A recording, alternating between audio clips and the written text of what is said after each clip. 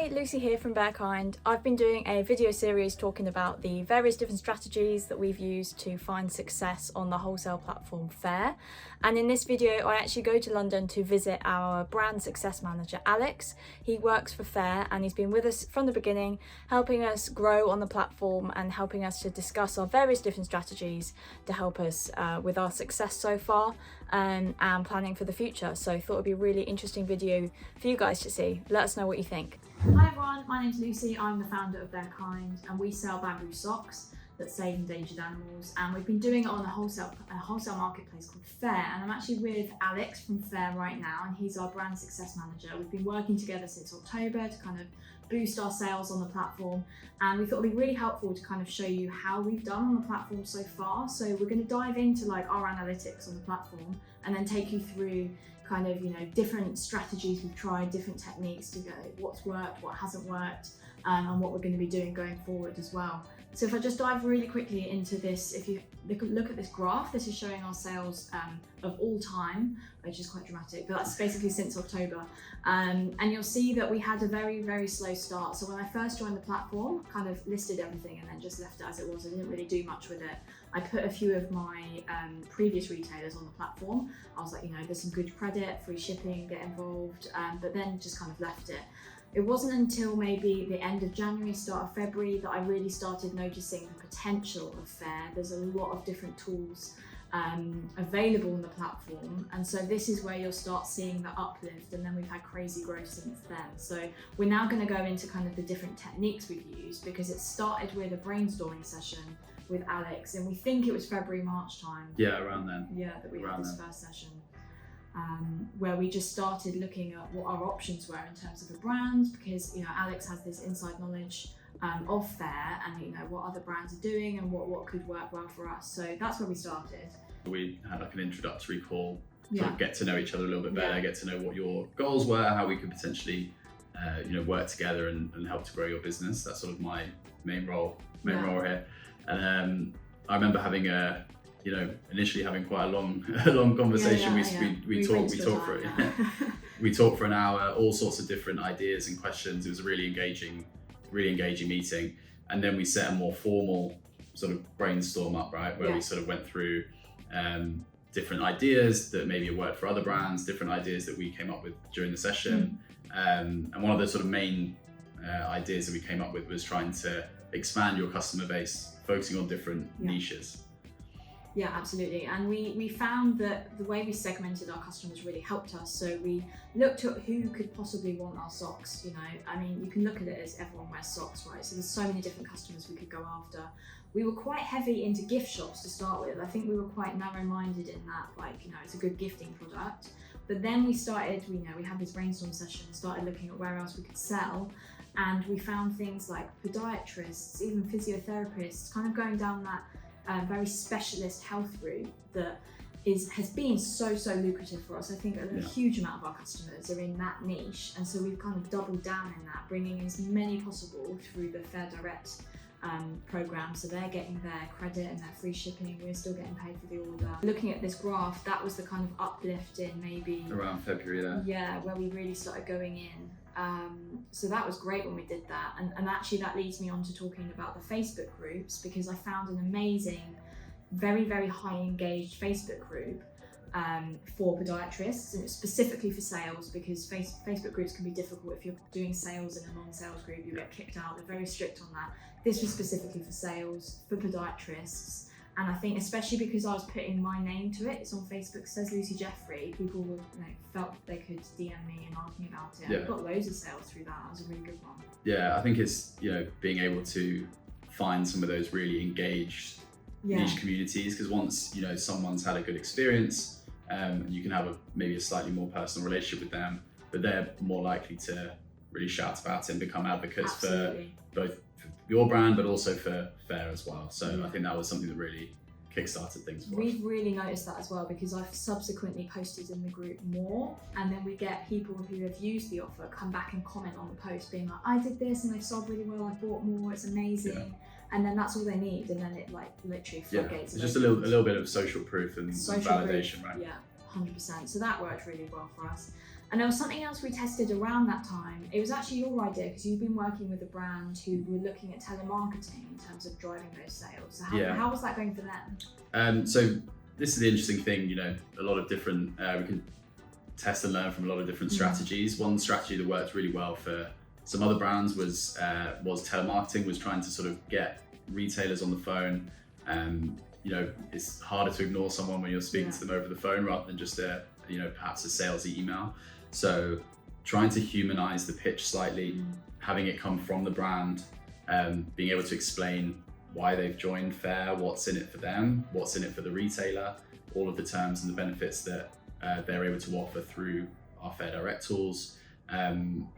We saw that have a really great effect for some brands, but as you say, not everything will work for every brand. So do you want to talk about your experience with that? And that's the thing, I was so excited for it. And so we hired a telemarketer, and actually sort of step back, we tried it ourselves. We tried to, we rang a few customers and we did convert sales, but it's very time consuming and we're not salespeople and it's uncomfortable cold calling people. So we hired someone to do it for us for a month. So it was quite a big expense. And I thought this would be it. I was like, surely this is it. We're going to have so many sales. Like we were literally like, this is it for the month. We're going to have the best month ever. And I think maybe they eventually converted one sale in the end. Whether we got the wrong person, my hunch is that people seem to want to speak to us who are closer to the brand, especially when it's this small, you're kind of coming across as an independent brand. If they don't have the trust in Faire and who we are and what this £300 is, then being cold called maybe doesn't help in that way. I wouldn't be adverse to trying it again in the future. Maybe we just need to find a better salesperson on the phone. But yeah, because the other option is us doing it ourselves and we just don't have time for that. But there have been other stuff we've tried that have worked better and been cheaper and less time consuming. So it's it's not for everyone. Yeah, I think the trust piece that you touched on is the most important thing. Being able to get someone on the phone and be able to really answer any questions. Yeah, as I said, discuss what everyone stands to gain from this.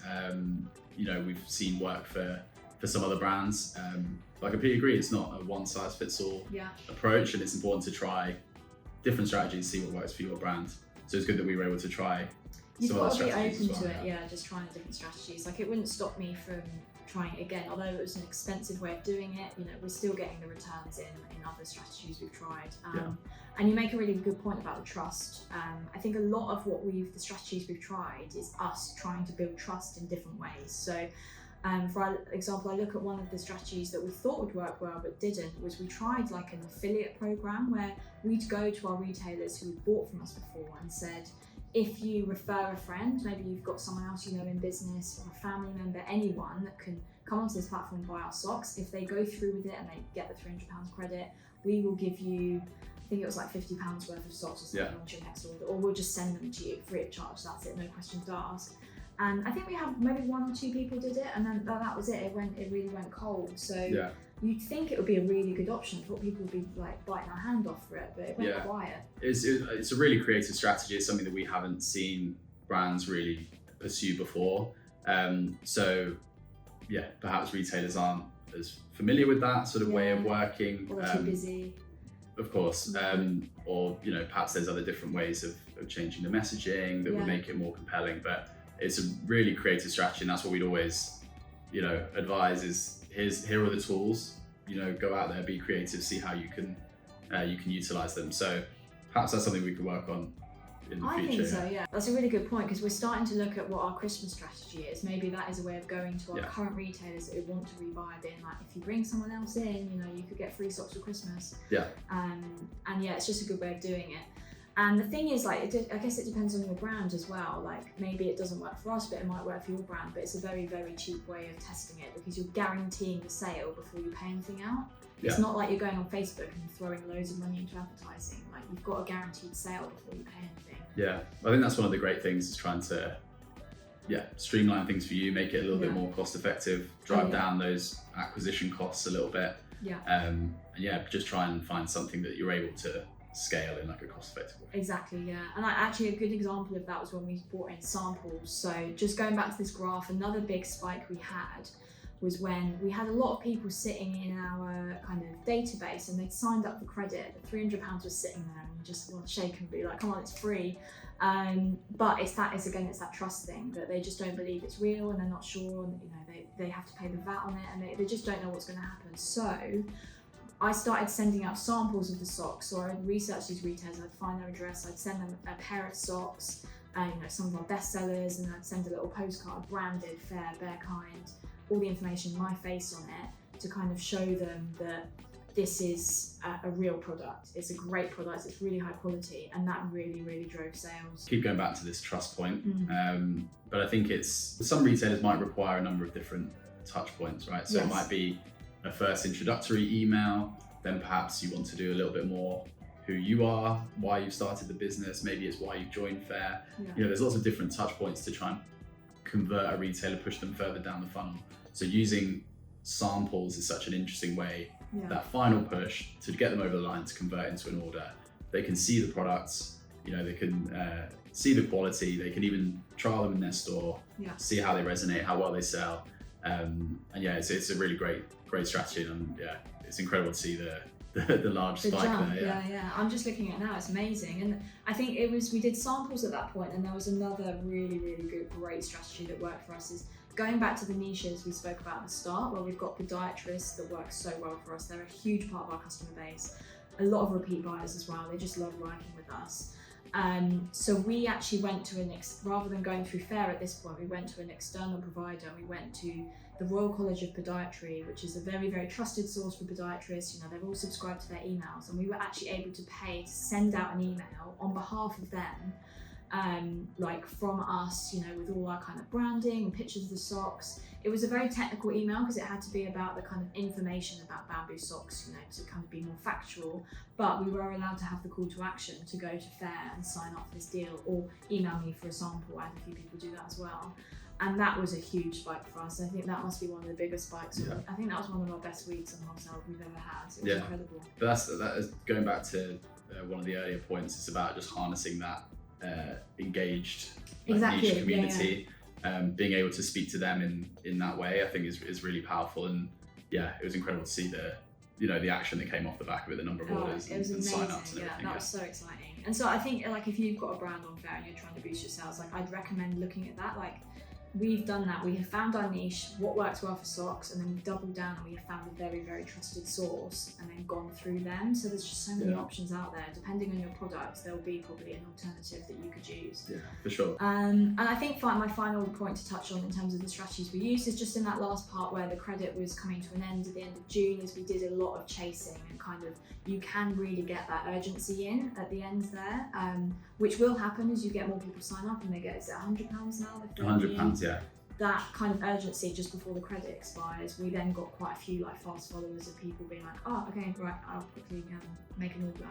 And that was another spike at the end there. So we did well from that one too. Yeah. So all in all, we've tried a lot of different strategies and we've had varying success, but you remember the ones that do well, some of them were really epic. So we're really willing to try more stuff out as well. I think, we had a great H1, but now we're focusing on H2. So we've got the Faire Summer Market coming up. So that's a great opportunity for retailers to get a bit of a discount and us to find new customers. We've got loads of new products coming up as well, and that always does really well on the platform, because these retailers that want to stick around, they want us to bring new products. They don't want to be selling the same stuff each time. So basically, we're into the build up to Christmas now. So we're gonna, come back and visit Alex again, have a brainstorming session in person, because we were still working from home and stuff when we last did it. So now, we want to get into H2 and look at those strategies. So I'll 100% come back and do another video and talk to you about, hopefully some new exciting strategies that we find that work for us going into H2 and Christmas. But just a massive thank you to Alex, because we've been sitting with him all day now, filming and asking him questions and stuff. But no, it's really exciting being able to build a relationship in person as well. It makes a big difference, and hopefully we'll continuing to have success on Faire. Yeah, for sure. It's always a pleasure to work with brands such as yourself, especially when you're so sort of engaged and creative and want to try new things, try these different strategies out. So it's a real pleasure, and it's incredible to see the growth, looking at the graph again over the last few months. So hopefully we'll see it go even further in H2. I hope so, yeah, awesome. All right, thanks everyone, and thanks for watching, and I'll make sure to update you if we've got more videos coming up. Thanks for watching, guys. I hope you enjoyed it. Hopefully there were some useful strategies and insights in there that you can try with your own brand. As always, if you've got any questions, please drop them in the comments and I'll do my best to get back to you guys. And let us know if there are any other videos that you think we should be doing, and I look forward to speaking to you in the next one. Bye!